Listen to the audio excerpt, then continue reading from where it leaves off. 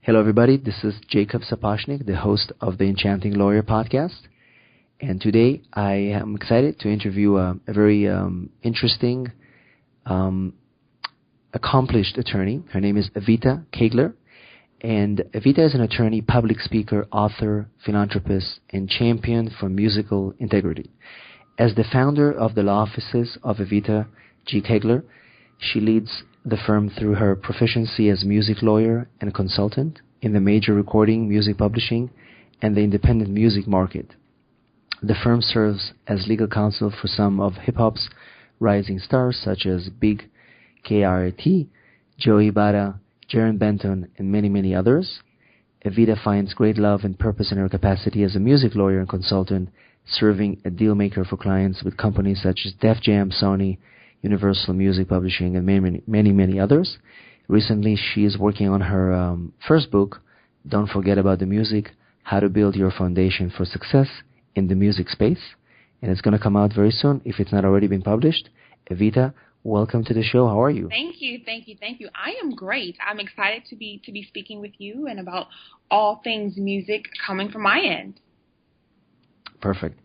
So, like I mentioned in the beginning, I always like to, there's just too many lawyers who are doing the same thing. They just go to work, they do their thing, and they're not passionate about what they do. And I just looked a little bit about what you do, a bit of research, and I just feel that you are truly passionate about this area. And before we dive into some of these questions about what you do, why don't you kind of tell us more about yourself and how did you get started, first of all, in law, and why focus on music law? Gotcha. Well, I am a music lawyer, and I always say the music is my drug of choice. So I don't practice in any other areas because I am passionate about music. And I think it's just the way that I'm wired. When I'm really into something, I am all in. When I'm not, I'm not all in. My heart isn't in it. I'm pretty sure I wear my non-enthusiasm on my sleeve, and I just can't be my fullest for something that I just don't want to do, or that, I'm not passionate about. I'd rather spend the time and make the sacrifices trying to figure out how to make something that I love work, as opposed to spending time trying to make something work that I don't love. So that's just how I've been wired. So that has certainly served me in getting to this point. I like to tell people that I'm a music person first. And I just happen to be a lawyer. So my path to where I am now certainly just started with my love of music, from being a kid and just really gravitating towards music and melodies and harmonies and it really living with me and sitting well with me. And I think as a natural course, when you aren't too familiar with all of the players in the music space, you tend to identify music with the performance of it. So I had my eyes on being a performer, and I got a little teeny tiny taste of the performance end of it, and it certainly wasn't what I thought it was, but, I was young. So I began to take a look at books that would tell you, how to get a record deal or all these different things in the music space. And I came across a book called All You Need to Know About the Music Business, which is actually written by a music lawyer. And I was completely captivated, the fact that there was this person who seemed to know everything about the music business who was a lawyer. So I turned my attention and my focus to the academic route, to becoming a person and a voice and a contributor to music. And, that's what that was my path, and that, kind of my guiding light to becoming a music lawyer. And 9 years later, after, passing the bar, here I am. Beautiful. And I spoken to a few months ago to a fashion lawyer, Nicole Abud. Maybe you've heard of her, and she's also a podcaster. And she mentioned that we do contracts, we do what we do in law is similar, but when we focus on something like fashion law, music law, where we kind of really passionate about our field, then the clients get connected to us much easier because they feel that we know what we're talking about, and we think the same. So for those of us that don't understand, so what's some of the typical problems or legal binds that artists and people who write songs, produce, represent these people tend to get into. Maybe give us a little bit of examples. Absolutely. And, I tend to have this assumption that people, when I tell people that I'm a music lawyer, that they naturally understand that. And that certainly isn't the case. I remember talking to a young student once, and he says, so you're a music lawyer. What does that mean? Do you travel with your clients on tour and keep them out of jail? And I thought it was really funny because I had no idea that perhaps may have been a perception. And then when I told him what it is that I do, he actually became really interested in the profession because he played in a band several times a week. And he had a passion for music, and he had no idea that this path even existed. So he has since graduated and started his own practice, and he has an entertainment music law, practice area in his overall practice. So I think that's, pretty cool. But I always bring that up as an example of, someone not knowing. So generally, when you think about artists, producers, songwriters, managers, independent labels, and these are all, people and entities that I represent, everything that they do, there is a transaction involved. So if it's an appearance, an endorsement, an album featuring on someone else's project, songwriting, all of these things there are transactions, and they require some sort of documentation for it.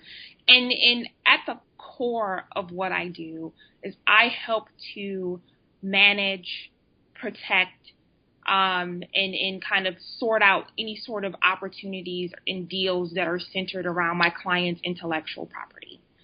So that's kind of the straight legal academic, it's intellectual property, but the management and the guidance around this intellectual property, whether it's copyright, trademark, personality rights, all of these rights lend themselves to recording agreements, music publishing agreements, endorsement deals, touring deals, appearances.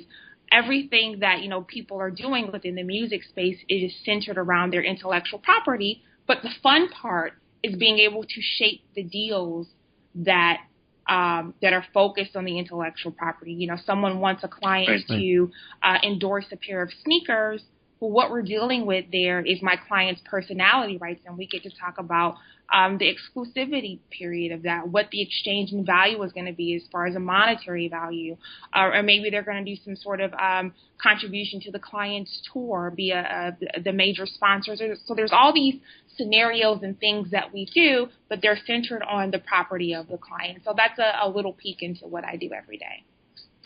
So it's interesting because when we think of the music industry, we look at the glamour side, and we don't understand that there's so many problems that these people go through until they're actually able to be on stage, to be seen on TV, to be able to be on concert. It's a constant struggle, and I'm sure that you see it all the time. So let me ask you this: let's say a new artist or somebody who's starting out, a manager who wants to run a band comes to you.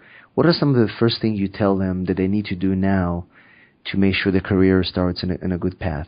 Wow. Well, I guess, now that my book is out, I would highly recommend that they get the book, which is actually going to be a fraction of a fraction of a fraction. And we'll talk about it also, of course, in a few minutes. And we'll not only that, we'll link at the end of the show notes, where the people can actually get the book. Awesome. And absolutely. But just, of course, in addition to the book, like, what would you tell them, a few tips that may be in the book as well? Absolutely, yeah. And so the tips that I would give them are absolutely, in the book. And basically, the angle that I always come from is, what is your foundation? What foundation are you standing on? What are your reasons for, wanting to be in the music space? If you're a manager, if you're an artist, and you're just starting, knowing that the music space is gigantic.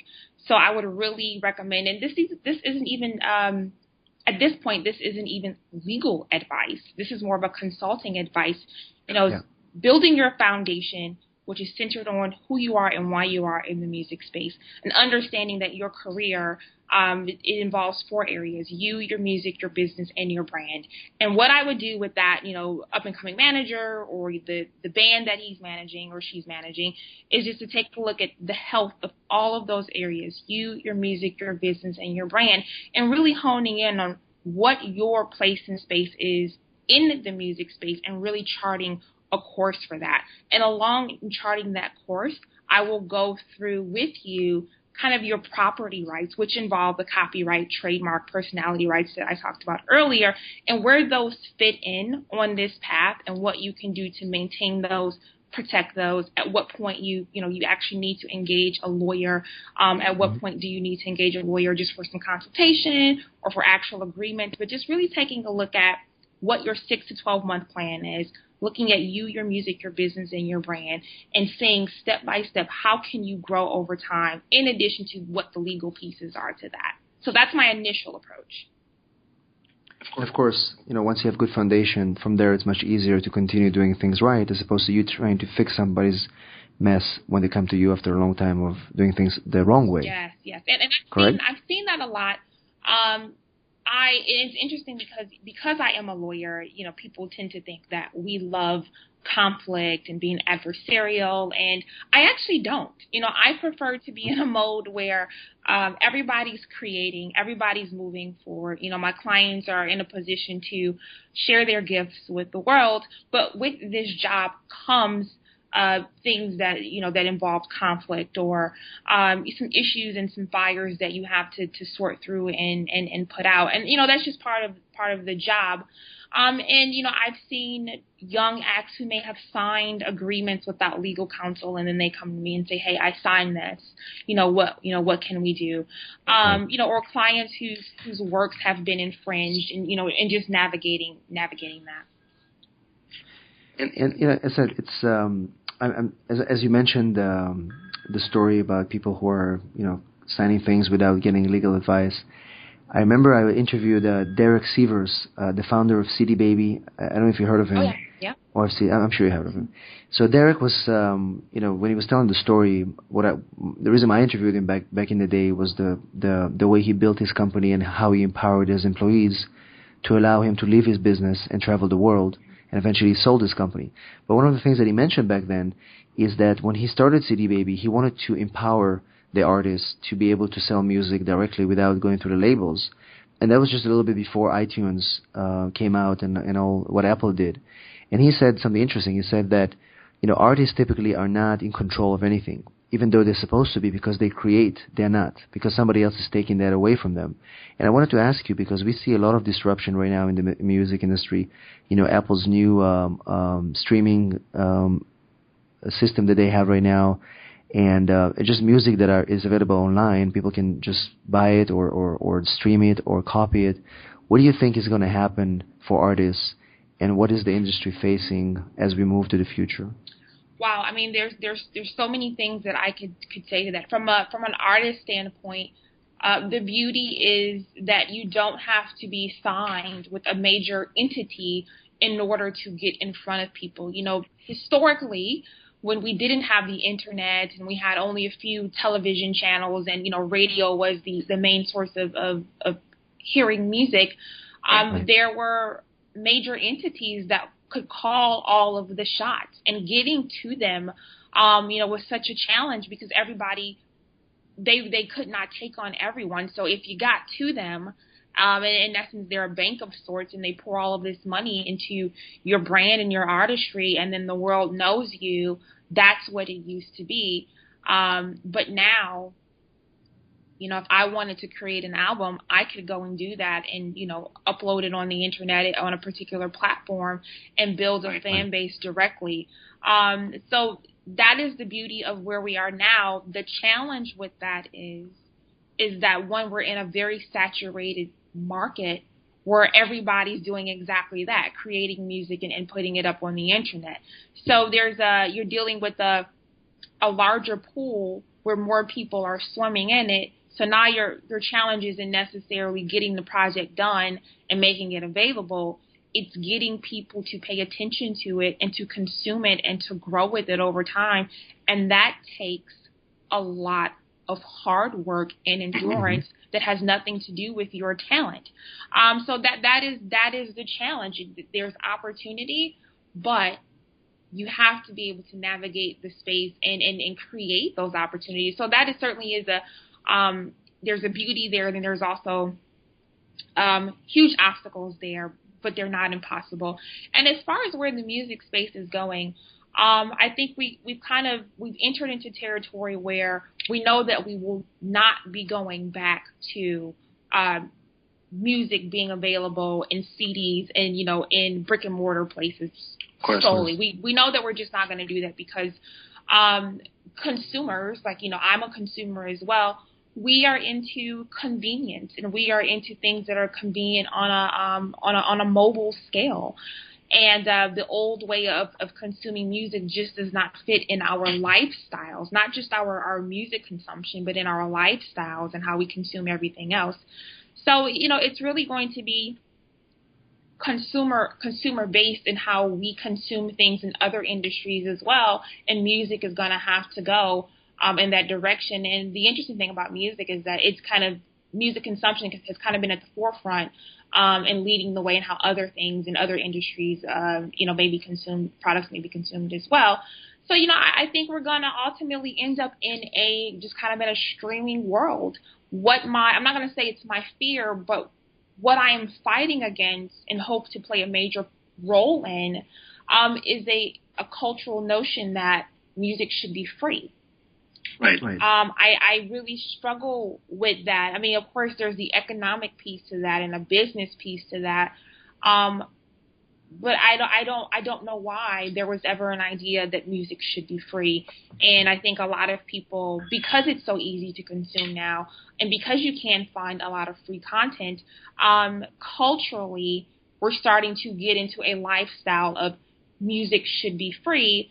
And I think if we don't have people who are vocal about how that should not be the cultural norm, we're going to end up there. And I certainly do applaud people like Taylor Swift, who certainly stood up and say, hey, this is my gift and my craft, and I co-create with all these other people. This is what we do, and we do it well, and we work really hard to give it to you all. It should not be free.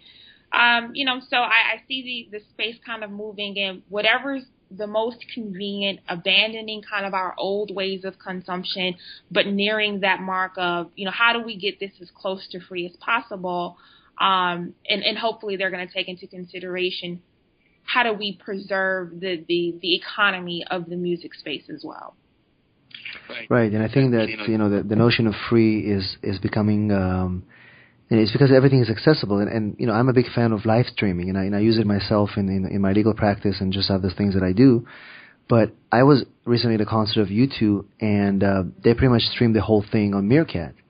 And so I'm wondering, what is your take on live streaming for music and bands that are allowing that, or bands that are not allowing that and are actually going against people who stream? And again, such a new area, just less than a year old. Yeah. And I don't know. Curious to hear your take on that. Absolutely. I mean, it's certainly it's a new area, and not only is it a new area, the laws that are in place haven't quite caught up. We, from a legal standpoint, whether I'm a solo practitioner in a firm or you're representing these digital platforms on a legal end, nobody really has the answer. So my take at this point is, if a band chooses to utilize a live streaming platform, I'm all for that. That is their decision. That is a branding tool. That is a way for them to, to touch their audience beyond that actual location. And, I think if we're honest, a live streaming feed, at least with the technology that we have now, if you're talking about a Meerkat, it cannot match the live experience. You go to a concert to truly feel that live experience. Of course. So I think if bands choose to do that, I think that's awesome. I just don't see, at this point, a platform like a Meerkat causing ticket sales to decline. for the live concerts. On the contrary, it actually can help, I think, because people are excited. I want to be there. Yeah. Next time I want to be there. Absolutely, and then sometimes there are questions raised about fans who, let's say for instance, a band is choosing not to stream it, but fans are streaming, from the concerts, and again, I actually think it may actually help the band. You're not going to get a live experience feel, especially from a fan. Streaming live, the quality is just not going to be there, but it does create conversation and tidbits of content that people are still engaging with. It's like, hey, there's Susan and she's at the U2 concert. If anything, it has some sort of impression that the band would not have been able to make otherwise. Exactly. And it's interesting because the more we have technology, the more we have tools like that, you can use that to elevate what you do as opposed to feel that it's a threat. Yeah. And it's the same for us lawyers who use live streaming or any other tool. We don't say technology is hurting us. It's actually helping us to build more connections and, just like you said, create an awareness for whatever we do. Absolutely. And so, Evita, we have a lot of young attorneys who listen to the show and just young professionals. And I wanted to ask you, if somebody is listening now and they want to say, what, I want to be a music lawyer. How do you get into this? Where do you start? And maybe some tips here to help people that are kind of they're interested in doing that. Absolutely. Well, I have a couple of recommendations there, and quite frankly, these aren't recommendations that I identified starting out. Truly for me starting out, I really had no concept or idea of what to do at all. I just had this passion and this love for music, and I knew that I was going to be a music lawyer, and I just spent a lot of time really trying to figure it out. But what I can say now on the other end of things, there are some things that I did unknowingly, but I can say now these are things that people should do. One of those things is understanding that you are a brand. And, even as we sit on our sofas at home, we are a brand. And as a young lawyer, I did not have the privilege of saying, hey, hire me. I've been doing this for 25 years. I didn't have that privilege. And naturally, people want lawyers with experience. And so what I did was I utilized social media. And at that time, for me, it was MySpace, which was really huge and had a really large music community. I built a voice and a platform for myself as a music lawyer, but who was a music person who happened to be a music lawyer. So in essence, I was no different than an up-and-coming artist, producer, songwriter, indie label. I was the same, but I just served a different capacity. And I really built a platform with that, and I found that creatives were attracted to that because it demystifies a lawyer, at the same time gives the opportunity for people to see a music lawyer and to see what a music lawyer even does. And I think people were just attracted to my energy as a music lover first and foremost. So that became my brand, and that became the thing that people talk about when they talk about me. I like to think that people say, Evita does good work, but I truly think that they also say, Evita is really focused on the music, how it's protected, how it's positioned, making sure that the client who was kind of the creator of the music is taken care of and fully informed. So building a brand, really the brand that you are, building a platform for that, I highly recommend that. Why are you and who are you in this music space as a young lawyer, and building a platform for that, something that's unique to you. Another thing that I would say is truly understand the music space. For me, after I've done so many deals, they're all going to look alike for the most part, but what's going to make the difference in the deals are the context of the deals. So me understanding the music space, the market values, genres, charts, those are the things that truly help me to shape the best deal for my clients. So understanding the music space, outside of just being learning how to be a lawyer, you absolutely want to do that. So those are the two things that I would highly recommend for younger lawyers who are looking to come into the space. Very good tips, and I think again, the branding part of it is important too. It doesn't matter what area of law you want to do. Yeah. It's so hard to set us apart from the competition because either the lawyers have more money or maybe they have more experience, like you said. But once you become a brand, it's very difficult for others to compete with you because you are the brand, whatever it is. Absolutely. And I can tell you that in my case, my area was Facebook marketing. I kind of became the Facebook lawyer. We have one of the largest Facebook communities for any law firm, and that became kind of our brand. We communicate, we give away information, and people like that because we are visible. Okay. And I totally think that if you take one takeaway from this podcast is trying to build your brand and become a brand and be passionate about what you do. Absolutely. Evita, why don't you share, as we come to the end of our show, why don't you tell us where we can get the book? I will make sure to have a link to where they can get it, and also your website or anything that you want to share with us if somebody wants to continue the conversation with you and find out more about you. Awesome. I certainly do appreciate you. The book is called Don't Forget About the Music, How to Build Your Foundation for Success in the Music Space. It was written for artists, producers, songwriters, music business entrepreneurs, and executives. So pretty much anyone who wants to make an impact in the music space. You can find it on don'tforgetaboutthemusic.com. Again, that's don'tforgetaboutthemusic.com or even amazon.com.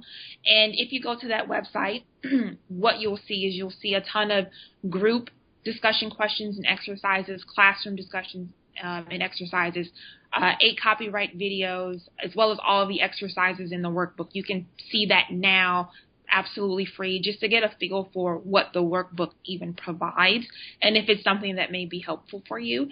And if you are a law student or a college student who's looking to get into the music law profession, you can certainly check out futuremusicattorneys.com, which is a program I developed several years ago just for you. Again, that's futuremusicattorneys.com. It is a free program, and there's tons of content that's up there now. Excellent. So this is the website where anybody can just go and read. And is it a membership website or just information is on it? Information is on it, and if you want to submit your name and join and sign up as a member, you can absolutely do that, and you'll receive any sort of updates that we do, any panels that we're going to do, anything that's online that we're going to do. Excellent. Beautiful. I love that. Thank you so much, Evita, for taking the time. And I know you're busy. And I am very inspired by what you do. And I want to wish you all the best with your work. And I know you're going to be very, very famous one day. Oh, thank you, Jacob. I appreciate you for giving me the opportunity. And I appreciate you for even having an interest in what I do. So I'm very grateful. Thank you. Thank you. And thank you to our listeners who tune in every week, sending us emails and comments and your questions. We hope to continue to provide content, and we'll see you at our next episode.